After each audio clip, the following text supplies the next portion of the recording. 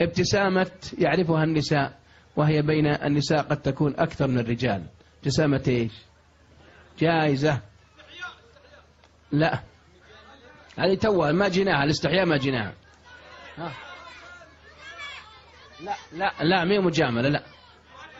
لا في آخر دليلها في آخر سورة المطففين. لا مي النفاق. لا من اللي قال؟ ما شاء الله لك جائزة اللي قال السخرية. طيب لك جائزة تأخذها. ابتسامة الاستهزاء والسخرية. وعند النساء كما قالوا لي يعني قريباتي واللي سألتهم انه فعلا خصوصا في الزواجات، وانا بسوي حركة الحريم يعرفونها، اذا صاروا في الزواجات ومرة من الفريج ولا من المدرسات وما عجبها لبسها ولا لبسها كان على قولهم ما هي ماركة، اول ما تمر صديقاتها تقول لها شفتوا ضحكوا عرفوا الحريم.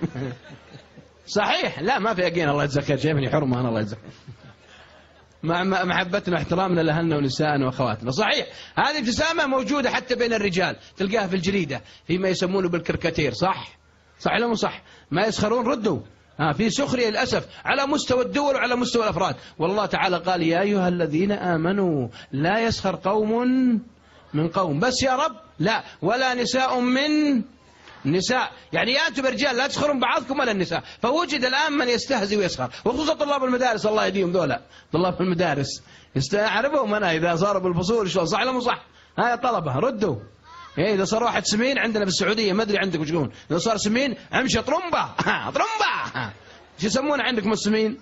مع احترامنا للإخوة الدببة اللي معنا، شو تسمونه؟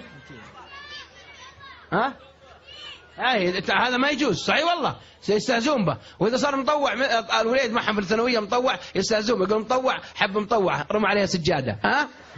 وش ذا الله يجزاك خير؟ هذه كلها سخرية موجودة ولا ما موجودة؟ فلا يجوز تبسم الاستهزاء والسخرية. انتبهوا يا اخوان، احذر. ليش؟ لأن الله تعالى قال إن الذين أجرموا كانوا من الذين آمنوا ايش؟ يضحكون، وإذا مروا بهم يتغامزون، وإذا انقلبوا إلى أهلهم انقلبوا، وإذا رأوهم قالوا إنها. آخر الآية قال فاليوم الذين آمنوا من الكفار يضحكون على الأرائك ايش؟ ينظرون هل ثوب الكفار ما كانوا يفعلون.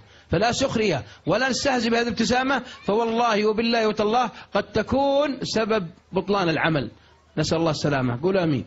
فلا تستهزئ، انتبه. والله من واحد مو ابتسامة، قد كلمة تقولها كما في البخاري لا تلقي لها بالا تهوي بك في النار كم 70 خريف. وفي رواية في صحيح البخاري أبعد ما بين المشرق والمغرب. فالاستهزاء ابتسامة الاستهزاء هي الخامسة.